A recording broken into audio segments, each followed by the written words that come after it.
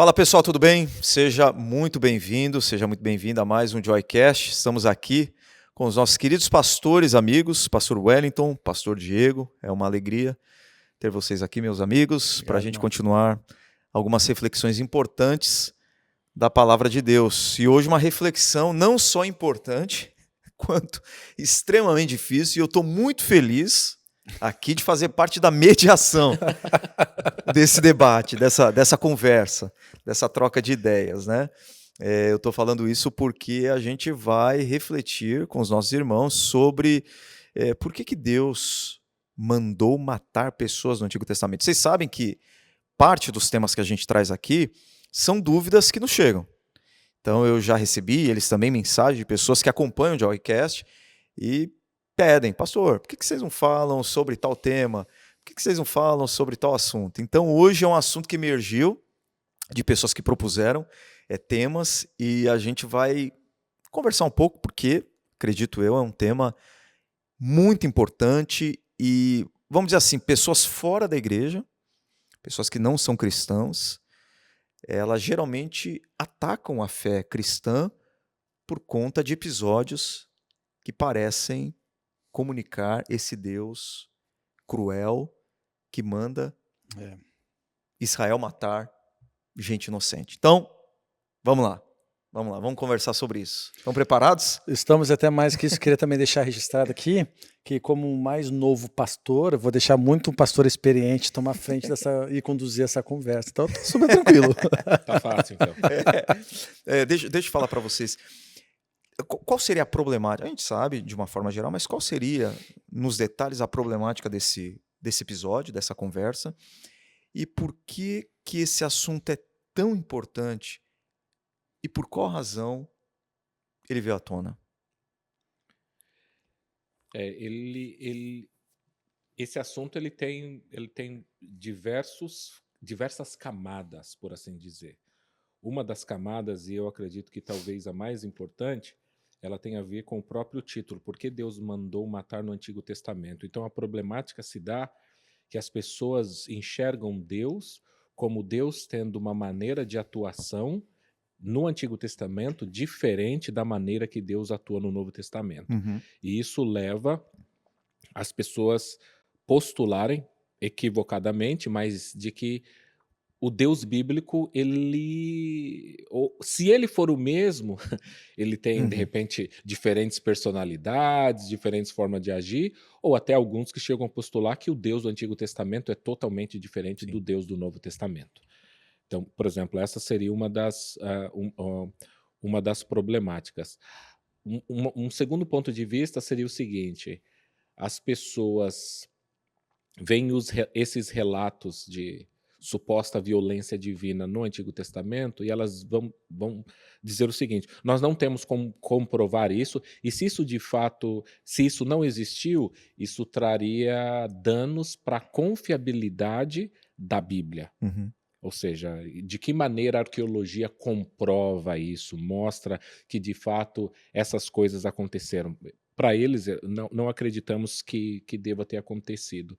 E um dos apologistas e um dos teólogos que mais se debruçou sobre esse tema, que é o Tramper Longman, ele disse que ele disse que ele sempre gostou desse tema, dessa temática. E, para quem não sabe, ele é um especialista em Antigo Testamento. E ele disse que ele sempre escreveu textos, artigos, mas que eles nunca tiveram grande repercussão. Mas a partir do dia 11 de setembro, quando teve, no caso, o fatídico ataque às Torres Gêmeas, as pessoas começaram a discutir porque aqueles homens, aqueles terroristas, estariam matando pessoas em nome de Deus. Então isso trouxe à tona a discussão de por que Deus manda matar? No caso, no cristianismo, no islamismo. Então, o episódio do 11 de setembro mudou muito, de maneira que aí as pessoas começaram a discutir mais e até mesmo editores e editoras passaram atrás de autores para que eles pudessem escrever algo a respeito. E as notícias atuais, né, como Israel e Palestina, na guerra que está acontecendo, isso tem sido muito forte, a própria guerra da Ucrânia, né? Então, onde Deus está nesse momento? Testamento e tudo mais. Eu falo sempre para as pessoas, para quem não é crente vai começar a ler a Bíblia, eu sempre digo, não comece pelo Velho Testamento, porque a gente não tem a maturidade para entender o contexto da época, o que estava acontecendo, por que coisas aconteceram e por que pessoas morreram naquele momento, né? Então eu acho que é isso tudo que traz a dúvida muitas vezes usado, como o Juliano falou, esse texto do não crente para atacar o crente e dizer, mas que Deus de bondade é esse que matar pessoas, mulheres, crianças, sabe?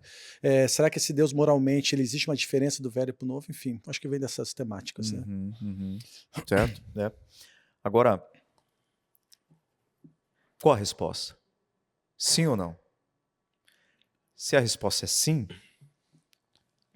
em que momentos da história do povo de Israel a gente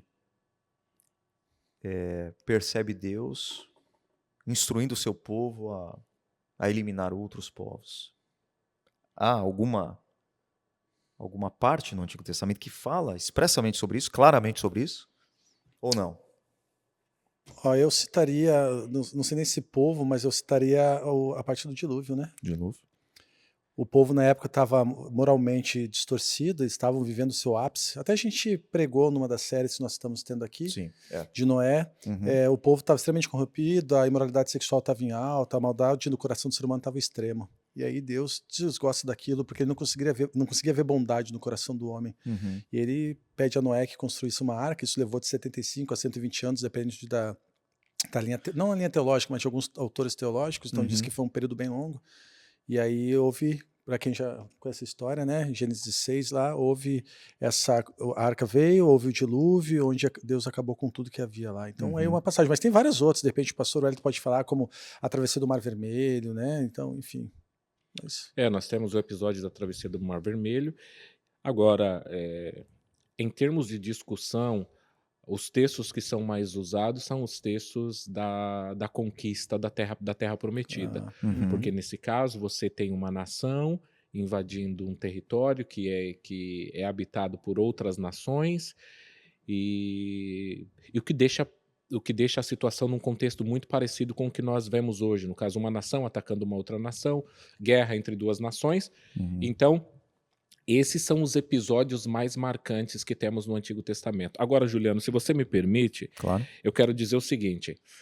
O Tramper Longman, ele apresenta uma solução, ou pelo menos um dos pontos dele é bem diferente, talvez, dos pontos que nós estamos mais acostumados a ver. Ou seja, ele foi a primeira pessoa que eu vi que ele postulou o seguinte: existe uma temática na Bíblia que Deus ele é guerreiro. Então ele disse, você não tem como fugir dessa temática de que Deus ele é um guerreiro. Então, por exemplo, através dessa imagem de Deus guerreiro, ele vai dizer que Deus sim, ele fez isso no Antigo Testamento, mas ele também vai dizer o seguinte: Deus não deixou de fazer isso no Novo Testamento também.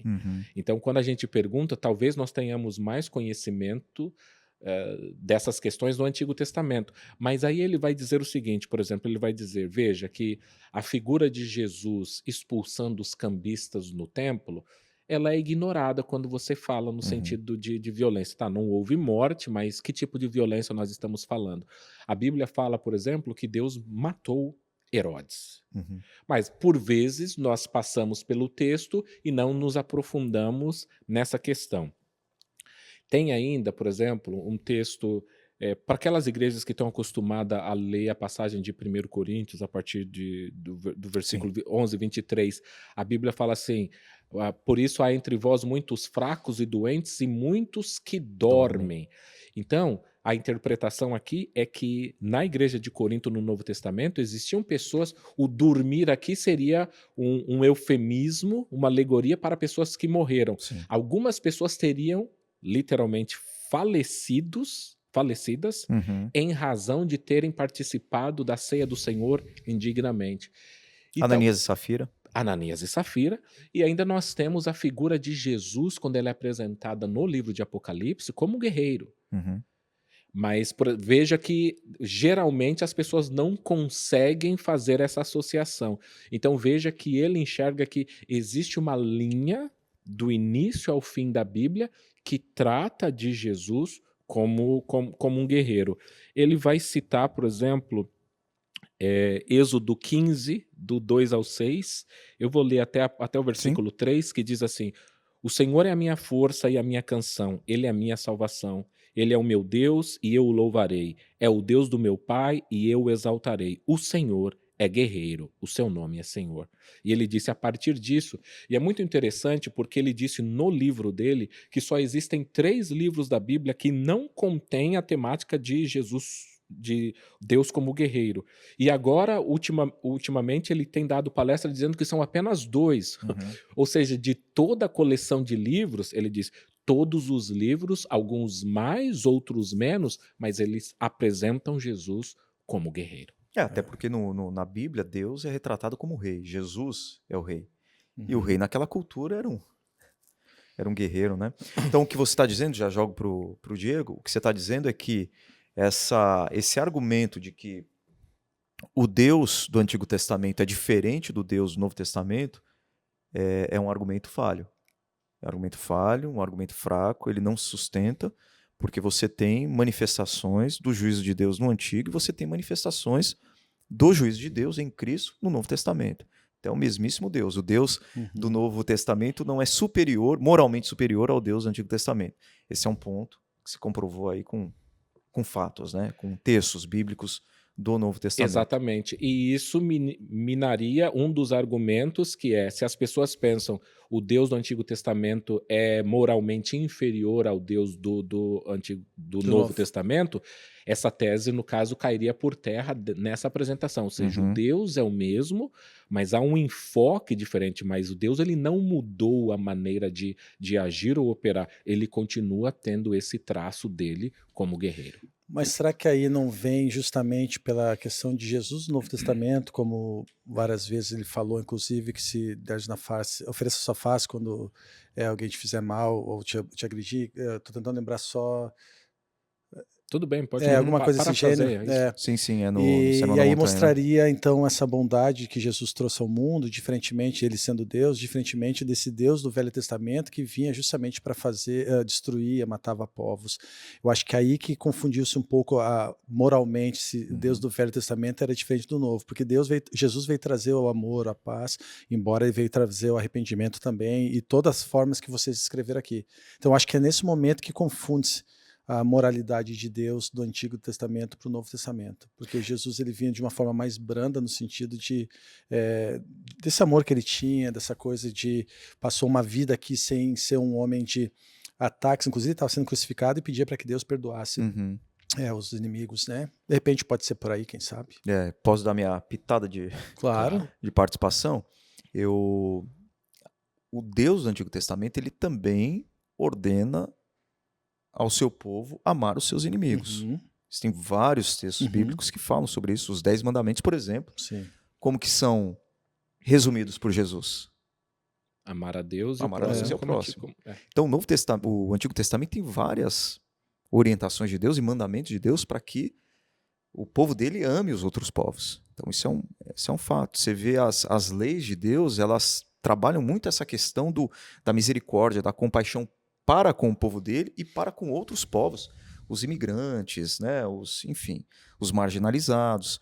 Você tem os órfãos, viúvas. Você tem o livro de Jonas, que é um texto espetacular para falar do plano de Deus em amar os inimigos.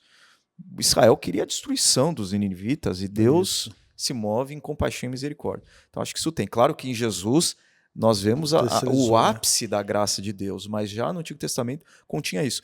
O que eu vejo, às vezes, um problema é que a leitura que as pessoas fazem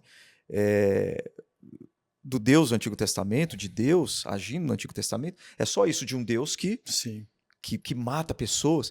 Mas esses episódios, e aí eu lanço para vocês de novo, são muito pontuais e têm propósitos muito específicos, né? Mas não sei se vocês querem acrescentar um pouco mais antes da gente entrar nas minúcias desses textos onde a gente percebe que Deus realmente diz, agora, para esse povo chega, eu quero a destruição dele. Eu acho, cara, eu vou trazer a minha experiência de antes de ser cristão, como todo mundo já sabe, nem sempre eu fui cristão, né? Uhum. Quando eu me atrevi a ler a Bíblia antes de ser cristão, porque teve uma época que foi moda, assim, minha avó queria que eu lesse, enfim, minha avó foi muito igreja católica, depois acabou indo para o espiritismo, mas até tentou, pelo menos. E eu lembro que quando eu ia ler o Velho Testamento, às vezes marca muito, assim, quando Deus mata mulheres e crianças, né? Uhum. Então é isso que fica muito latente na nossa cabeça. E eu acho que isso vem até, inclusive, da maldade humana. Porque a gente tem o hábito de apontar os defeitos das pessoas, mas elogiar as pessoas a gente não tem tanto hábito. Eu falo isso, inclusive, quando eu vou no restaurante. Quando eu sou muito bem atendido, eu chamo o gerente e elogio. Eu digo, ó, quero elogiar teu garçom, enfim. E aí eles falam, nossa, ninguém faz isso. Eu falei, justamente. Porque se a pessoa tivesse feito alguma coisa errada, isso ficaria muito potencializado. Agora, coisas boas ninguém descreve, né? Então, eu acho que falta um pouco de maturidade espiritual quando a gente faz esse tipo de comparação, maturidade teológica. Eu pego um livro que eu não tenho o hábito de ler e começo a ler, por exemplo, do Velho Testamento e vejo todas essas coisas acontecendo. Isso já cria um impacto muito grande. Uhum. E quando depois eu tento ler o Novo Testamento, a gente não vê algo tão explícito como tinha no Velho Testamento. Então acho que por isso que, de novo, confunde-se esse Deus do Antigo Testamento e do Novo Testamento, né? Agora, pergunta que não quero calar. Uhum. Deus mandou matar mulheres e crianças no Antigo Testamento? Mandou. E aí? Sim, Deus mandou matar. E aí? Como que a gente resolve esse... Sabe como é que eu expliquei isso pro meu filho? Eu tenho um amigo, o Lu, ele deve estar nos assistindo. O Lu fala assim, ó, toda vez que ele faz uma pergunta teológica, ele fala, Diego, só explica como se fosse para uma criança de 3 anos. Uhum. Então eu vou tentar fazer a mesma analogia quando eu tento explicar isso pro Derek, porque o Derek já fez pergunta desse gênero. Uhum. Ô pai, mas fala que Deus é tão bom, mas por que ele mandou matar mulheres e crianças? Uhum. E o que eu explico para ele é o seguinte, naquele tempo, essa prática era uma prática muito comum entre o povo, né? Não só de Deus para com o povo, mas o povo entre o povo. Então, qualquer coisa que as leis de Moisés falavam, de apedrejamento, enfim, né? Então eu digo para ele assim, filho, hoje, quando um filho faz coisa errada, o pai vai lá dar uma advertência, o pai coloca de castigo, às vezes o pai dá uns tapas no bumbum e bota de castigo. Naquele tempo era a forma que Deus tinha de fazer com que o povo andasse corretamente. Uhum. Lembrando, gente, isso é uma analogia para uma criança, né, de 7 anos. Então acho que eu vejo desse jeito. O que Deus só pedia uma coisa, que não tem idolatria de outro Deus. Deus só pedia coisas simples de ser feito. E o povo insistia em acordar todos os dias e fazer coisa errada. Uhum. Então eu acho que uma forma de cuidado de um pai para um filho, se eu posso chamar assim, ou de um castigo daquele povo na época, isso era o que era mais latente, né? Uhum. É nessa ótica que eu levo para o meu filho. Sim, Deus mandou matar. E aqui eu gostaria de fazer uma distinção, que existe uma escola de apologética. A apologética aqui se refere à defesa da fé cristã, em que eles vão responder essa pergunta mais ou menos nessa linha, Juliana. Eles vão dizer o seguinte: sim, Deus mandou matar mulheres e crianças, mas existe, por exemplo, uma questão literária aí. Uma linguagem hiperbólica, no caso. Exatamente, há um exagero disso, e não é necessariamente todas as mulheres e todas as crianças. Uhum. E a maioria dos apologetas ou dos apologistas, eles concordam com isso. Mas existe a seguinte questão: mas se uma dessas mulheres, uma dessas crianças morreu, continua sendo violência. Sim. Então veja, existe uma questão que algumas pessoas ficam surpresas em razão da quantidade. Uhum. Matar ou dizimar todas as mulheres e crianças de um povo parece ser absurdo demais. Mas se uma só ou, enfim, 2 foram mortas, não deixa de ser violência porque o número é menor. Então nós temos que primeiro sair dessa categoria de que não, Deus ele não mandou. Deus ele mandou sim. Agora, um ponto. A moralidade vem de Deus e é dada por Deus. Uhum. Esse é um ponto que eu considero muito importante. A única pessoa que tem o poder de dar a vida e tirar a vida é Deus. Uhum. Então esse é um ponto. Se você for olhar e falar assim, Deus mandou matar mulheres e crianças, todas as pessoas que morrem, morrem em razão de Deus ou ordenar, ou dependendo da maneira como que você entender, de Deus permitir que tal coisa aconteça, mas não exista nada que esteja fora do controle de Deus. O Diego mencionou o dilúvio no começo. No dilúvio ficou uma família só. Uhum. Então morreram mulheres, morreram crianças. Agora veja, o que nós... Primeiro, então, linguagem hiperbólica não quer dizer que foram literalmente todas. E por quê? Porque nós vamos ver nos relatos bíblicos que esses povos que supostamente deveriam ser exterminados, eles permaneceram entre o povo e futuramente outras histórias eles aparecem. Se eles tivessem sido mortos por completo, completamente, eles não deveriam mais ter, por exemplo, descendentes, o que não é o caso bíblico. Os cananeus, por exemplo, você vê que tem essa expressão de matar todo mundo, mas depois há muitos cananeus, né? Ou seja, não foi todo mundo. É uma linguagem normal para a época, hiperbólica, que denotava uma vitória maiúscula, né? Você imagine o seu esporte favorito, futebol, vôlei, basquete, fala, hoje nós massacramos o outro time, não ficou ninguém de pé. É uma linguagem do vitorioso, quando ele ganha alguma coisa. Então, essa é uma linguagem que era utilizada no Antigo Oriente Próximo e que, naturalmente, a Bíblia fez uso disso por empréstimo. Então, temos a questão da moralidade, que Deus é Deus quem dá a moralidade da qual nós conhecemos se vem através de Deus, porque filosoficamente falando, as perguntas falam que Deus é esse Deus é moralmente inferior. Aí a pergunta que nós temos que fazer é, da onde é que vocês que não acreditam em Deus tiram os seus padrões morais? Porque se o padrão moral não vem de Deus, de onde é que você supostamente tiraria isso?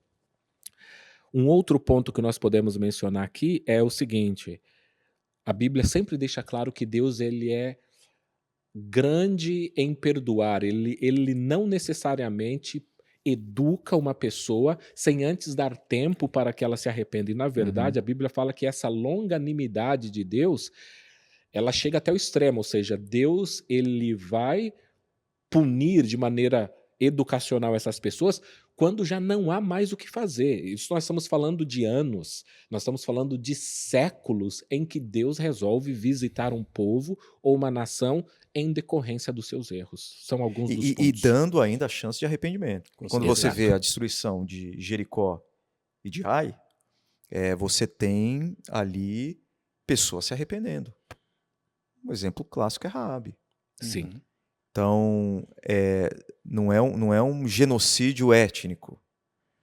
São manifestações do juízo de Deus na história frente a povos que cometiam gravíssimos pecados diante do Senhor. Todo pecado é grave. Claro. Mas quando eu falo pecados gravíssimos, eu estou falando, por exemplo, de... as consequências do seu pecado. Sacrifício de crianças. Sim, exato, sacrifício infantil. Esses povos eram devotos a Moloque, né? As crianças eram mortas. Então é Deus manifestando. E a gente não fala só uma parte aqui de genocídio, porque o que Deus fazia com esses povos estrangeiros, ele fazia com o seu próprio povo. Exatamente. Né? Então não é um Deus seletivo que tem um preconceito étnico. Vamos matar os outros povos. Não, Deus da Bíblia não é assim. O juízo dele não é contra etnias, Sim. é contra pecado. Ele fez isso com os israelitas, né? E eu lembro aqui também dos amalequitas que atacaram covardemente Israel. Então não foi assim, se eu pudesse fazer uma analogia, acordei e vou matar o povo tal. Não foi assim, tinha todo um contexto por trás, né? Então essa longanimidade de Deus é o que as pessoas, por vezes, esquecem vendo como Deus agiu. É muito interessante que, conforme você mencionou, o próprio povo de Israel perdeu a terra também. O próprio povo de Israel morreu. Lembramos aqui, nós citamos aqui, por exemplo, quando nós falamos que na travessia do Mar Vermelho, ou da saída do povo de Israel em direção à Terra Prometida, nós temos 2 episódios. Geralmente não cristãos, eles tendem a focar no episódio em que o exército e pessoas do povo egito acabam perdendo a vida. Mas eles não veem, por exemplo, que Deus faz com que toda aquela geração incrédula e pecadora também morra e não entra. Então veja que Deus, para ser justo, ele não faz a seleção de pessoa. Da mesma maneira que egípcios morreram, os israelitas também, ou hebreus naquela época, Perfeito. também morreram. As pessoas que perderam terra, nós temos até hoje na história da teologia, da história e da arqueologia, um tema que por vezes me fascina, que é onde foram parar as 10 tribos, as Pois 10 tribos Uhum. perdidas. 722, a Síria invade Israel, a nação é dispersa e eles nunca mais voltaram. Quer dizer, Não. de 12 tribos, Deus ele vai punir 10 e vai deixar um remanescente, no caso a tribo de Judá e a tribo de Benjamim. Uhum. Então veja que o padrão de Deus... E aqui, Juliano, eu não sei se eu estou me adiantando de Não, repente pode alguma seguir. das suas perguntas, nós vemos o seguinte: as pessoas costumam a ver Jesus e falar, esse Deus é amoroso, mas o Deus que é amor, ele também é justiça. Então a pergunta que eu te faço é, se eu, por exemplo, Juliano, te agrido, de repente assassino um membro da sua família, para que haja justiça para você, eu tenho que ser punido de alguma maneira. Uhum. Não existe. Então as pessoas esquecem e veja, isso é demonstrando amor para com você, Exato. dizendo preciso, e as pessoas tendem a não conseguir enxergar as coisas por esse prisma. Perfeito, você falou. Eu não acho que você também não acha, que Deus é amor, mas ele também é justiça. Quem tem essa tendência. Ele é amor, mas ele é justiça. Mas é justiça. Tá certo. Mas eu acho que para consertar teologicamente isso, para ser mais rigoroso teologicamente, Deus é justiça porque ele é amor. Ou Deus é amor porque ele é justiça. Porque Deus ama, Deus emite os seus juízos. Ele vai emitir o seu juízo final, mas o Deus que um dia vai emitir o seu juízo final, ele também manifesta os seus juízos ao longo da história. E ele faz isso por quê? Por amor. Por amor à sua santidade, mas por amor aos povos, por amor às pessoas, por amor ao mundo. E aquilo que corrompe a criação, aquilo que desfigura a criação, aquilo que é perverso, é mal, ele elimina. E é complicado a gente discutir com Deus, né? A criatura pode falar ao Criador, questioná-lo sobre alguma coisa. Ele é Deus, é confiar no caráter dele, saber que aquilo que ele faz corretamente. Eu não posso tirar a vida de ninguém, mas aquele que é o autor da vida, ele tem todo o direito. Ele é o autor da vida. Você ia falar, Diegão? Não, acho que é isso mesmo. Esse é um tópico muito legal, porque, de novo, né? Eu várias vezes usei passagens bíblicas para falar mal da Bíblia para cristãos, né? E eu falo sempre, tem uma passagem que eu gosto muito, eu sou um pastor todo tatuado, né? Eu tenho, acho que 6 tatuagens no meu corpo. Que absurdo. Que absurdo, que né? absurdo. Pastor tatuado. Eu tenho tem um puro sangue que eu acho que não tem tatuagem. Você tem tatuagem, pastor? Não, Você é um verdadeiro israelita, quem não há dolo. E eu lembro que quando eu comecei daí essa vida pastoral, um irmão me falou assim, né? Nossa, pastor, tu é cheio de tatuagem. A Bíblia fala que não pode ter tatuagem. A gente está falando lá Levítico 19, 28, né? E eu gosto muito de dizer, até eu peguei aqui enquanto você estava falando, que eu vou pegar na nova versão internacional, que fala, não façam cortes no corpo por causa dos mortos, nem tatuagem em vocês mesmos, eu sou o Senhor. Se a gente for pegar o contexto, não é simplesmente tatuar seu corpo, isso é bem discutível, porque se a gente for exortar alguém usando esse tipo de passagem, eu preciso voltar um versículo antes, que fala que a gente não pode raspar os cabelos dos lados nem fazer a barba. Agora o meu puro sangue aqui tá em pecado. Então o que eu quero dizer é isso, a gente tem que tomar cuidado de como que a gente usa a Bíblia. A Bíblia ela tem um poder incrível de transformação, mas em mãos erradas ela pode destruir pessoas. Se tu não tem o conhecimento dela, ela pode destruir, né? Acho que é isso que acontece, principalmente na temática de hoje. Sim. Como que eu uso a Bíblia? Será que essas analogias que eu estou fazendo entre um velho Deus e um novo Deus, pensando em Velho Testamento e Novo Testamento, qual é a intenção dessa análise? Né? É uma intenção destrutiva, e a gente falou num podcast sobre isso, ou é uma forma de interpretação mesmo? Então, acho que parte daí, né? Existe um outro autor, Juliano, que ele faz o seguinte, a proposta dele nessa questão é o seguinte, ele fala da mesma maneira que a revelação bíblica ela é progressiva, Deus ele não pode se revelar da maneira perfeita, ideal, sem que antes ele nos prepare para isso. Nós somos criaturas. Então veja, ele também enxerga que a maneira como que Deus usou a sua justiça foi progressiva. Então, Uhum. Deus usou de uma maneira didática para que o povo entendesse em um período específico. Uhum.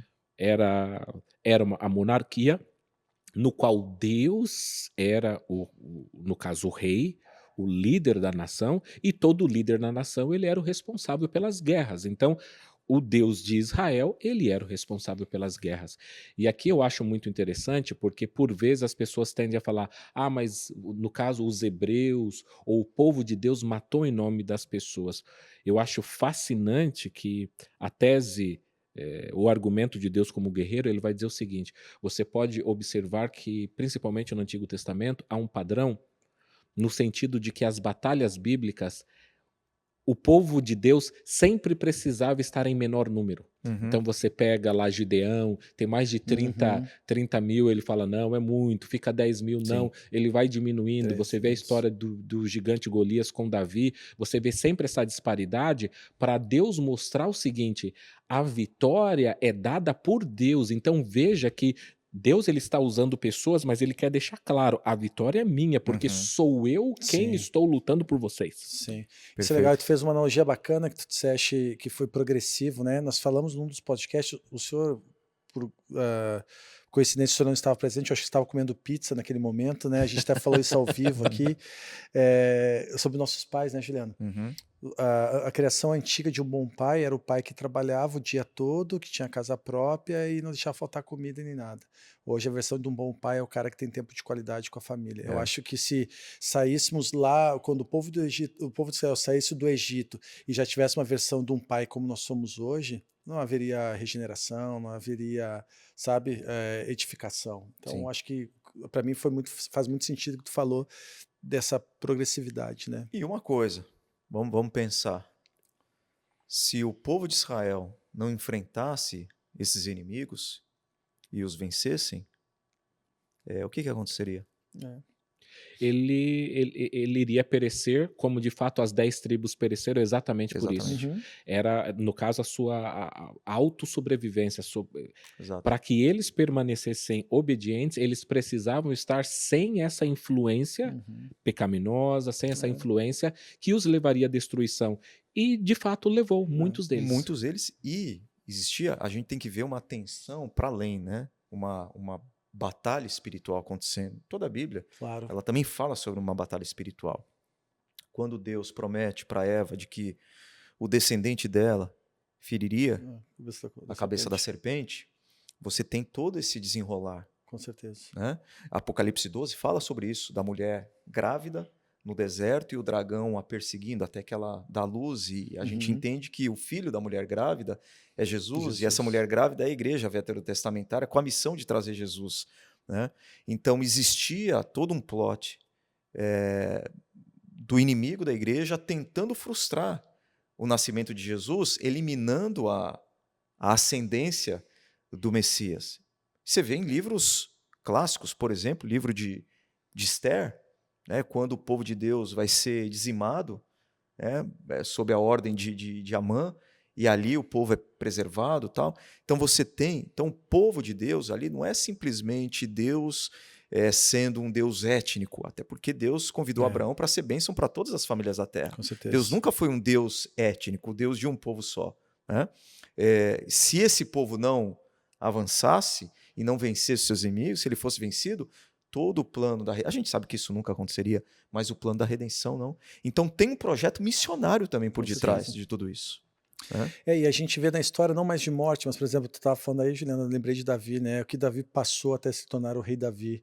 Como Deus também trabalha o coração da gente através das dificuldades. A gente está falando de morte, ok, mas eu quero dizer de todas as dificuldades que a história conta aí dos povos e como há transformação, né? As pessoas veem como as dificuldades de vida como algo de um pecado vindo de Deus, mas na verdade é um ensinamento, né? É te edificando, é te fortalecendo, te transformando, te limpando a casinha. Nós falamos num outro encontro aí, no outro podcast, de quando a gente sai de um posto que a gente tem no Brasil e vem para um posto bem inferior, um downgrade, que é moda falar aqui no Canadá, né?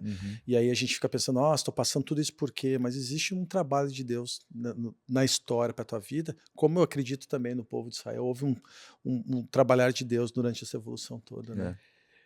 Um outro teólogo, ele trouxe um insight que eu nunca tinha ouvido e visto antes, que ele disse o seguinte: na verdade, nós lemos o Apocalipse e vemos o culminar dessa batalha cósmica, né, que nós já Uhum. sabemos o resultado, mas que foi apresentado ali. Então ele disse assim: e naquele momento Deus ele vai dar o veredito para os seus inimigos, aquelas pessoas que o rejeitaram. Uhum. Então ele fala, todos esses eventos em que Deus ele faz julgamento é como se fosse uma pitada daquele evento Sim. escatológico maior do qual a Bíblia aponta, para ele mostrar: eu estou no controle, eu sou o Senhor, eu sou o soberano, e na verdade vocês precisam, né, no caso, me obedecer, me adorar, sabendo porque eu sou perfeito. E ele Exato. de fato é. Eu sou amoroso, ele é, eu sou justo. As pessoas que não conseguirem entender isso, elas vão ter o seu destino final afetado. Então veja que do início ao fim, Deus é o único que pode julgar e ele É, vai julgar. vai haver essa morte em massa, né? Porque quantas pessoas vão morrer espiritualmente, né? Sim. No dia que a igreja for arrebatada e tudo mais. Eu falei na última pregação aqui sobre Noé, e eu dificilmente eu cito pastores, igrejas no púlpito, acho que não cabe a mim, né? Mas eu entendo que a graça de Deus é multiforme, o Espírito Santo é como vento que sopra em várias denominações, vários lugares. Deus não é batista, não é presbiteriano, não é assembleiano, não é pentecostal, não é calvinista, não é arminiano, ele é Deus. E quando a gente começa a achar que Deus é o Deus só da nossa denominação, a gente um acaba perigo. construindo uma seita, né? Mas, enfim, dito isso, recentemente eu ouvi um pregador que falou assim: eu não creio no Deus que é fogo consumidor. Hum. Não sei se vocês viram isso. Não, eu não vi. Não, também não. Eu não creio, um cara que fez parte da minha formação, teológica inclusive, que eu ouvi muito. E aquilo me chocou, porque a Bíblia fala exatamente o contrário em Hebreus. Pois o nosso Deus é fogo consumidor. E Deus, o Deus do Antigo Testamento é fogo consumidor e é um Deus de graça consumidora. O Deus do Novo Testamento é o mesmo, é um Deus de fogo consumidor, mas de graça consumidora. Então a gente não pode criar um Deus com atributos que são mais confortáveis para a gente e eliminar dele atributos que não são tão confortáveis para a gente, como juízo, justiça, enfim. Então a gente tem que ter muito cuidado, muita reverência nisso e abraçar essa aparente ambiguidade em Deus. Ele realmente é um Deus que manifesta juízos na história, mas ao mesmo tempo é um Deus de amor profundo. E a maior prova disso é a cruz. Com certeza. Mandou matar a pessoa, ele entregou o filho dele para morrer por pecadores. E ali a gente vê um Deus que é juízo e ao mesmo tempo um Deus que é profundamente amoroso.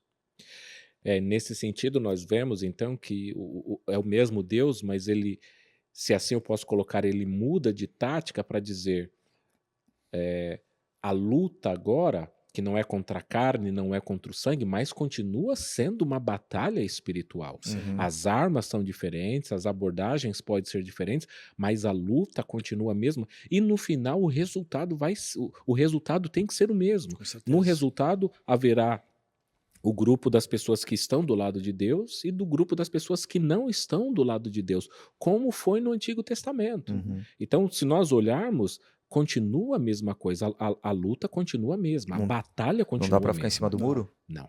De forma alguma. E nem seria justo, né? Uhum. Passar uma vida em cima do muro aqui e perder a possibilidade de caminhar com o Senhor. Aquela brincadeira de uma pessoa que diz que a pessoa ficava em cima do muro e o diabo olhava para ela e dizia, não faz nada. A pessoa, por que ele não faz nada? Eu falei, porque o muro é meu. Deixa ele lá que tá tudo certo. O muro é meu. É isso mesmo, o muro é do diabo, é em cima do muro, né? Então, assim, Deus teve essa posição, que foram momentos pontuais, mas a gente não pode matar. Legal. Não posso, então, Deus fez isso, eu também posso fazer hoje. Não somos donos da vida, né, meu irmão? É só Deus que tem o poder, a capacidade de fazer isso. E o que é mais interessante, a gente ainda questiona, né?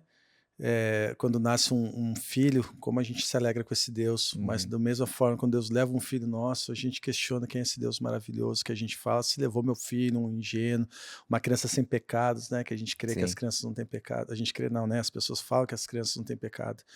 Então, o que nós precisamos entender é que quando um pai, todos nós somos pais aqui, quando a gente adverte um filho, a gente não está advertindo porque a gente não ama nossos filhos, pelo contrário, a gente está advertindo porque a gente ama em excesso e não quer que nossos filhos venham a perecer, ou quem sabe queimar no inferno, com ranger de dentes e sofrimento, né? Então nós não podemos tirar a vida de ninguém porque a vida vem do Senhor. É Ele que é o dono do ouro, da prata, Ele é o dono da vida, do ar que respiramos, o ar que entra nos nossos narinas, então não podemos matar, não.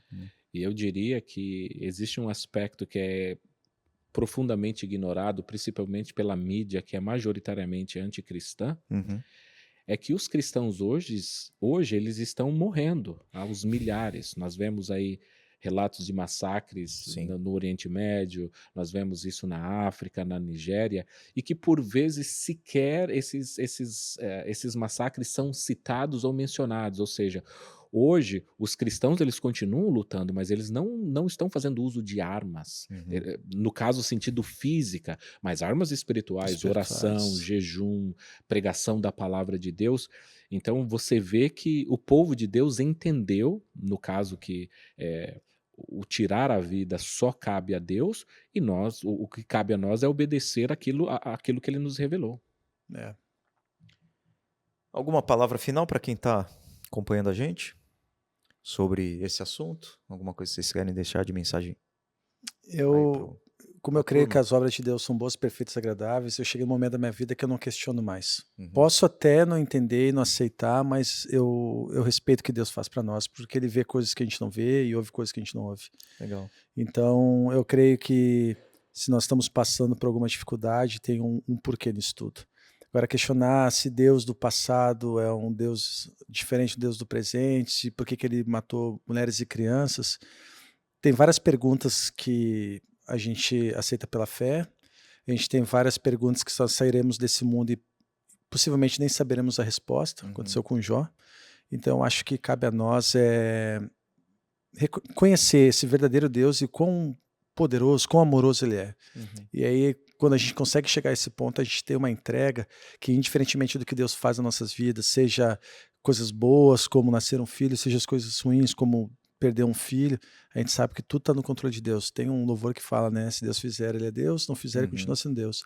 Então, eu encorajo as pessoas, por ter vindo do mundo sem ser um cristão e hoje fazendo parte do povo de Deus, como é maravilhoso poder ter um pai que a gente pode descansar, que a gente pode confiar e saber que no final tudo é bom, perfeito e agradável que vem das mãos dele. Então, creio no Senhor.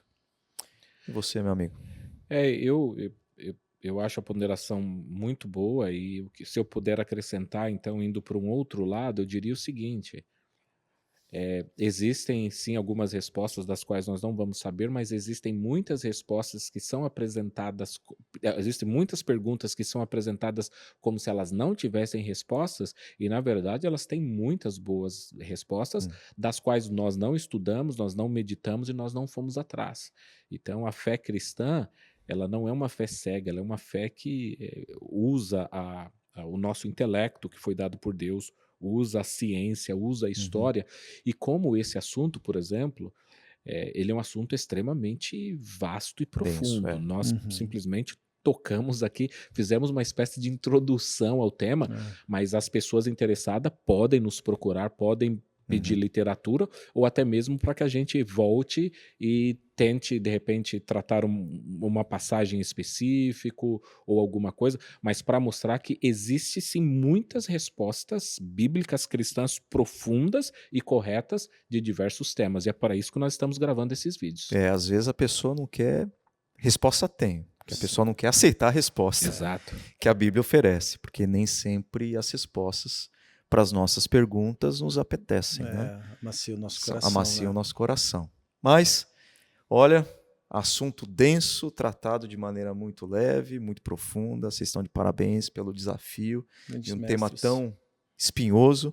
E você está aí assistindo a gente, pode mandar mais assuntos espinhosos, difíceis, que os pastores Wellington e Diego estão com o coração muito aberto para responder, viu? Deus abençoe muito sua vida. Até a próxima. Amém.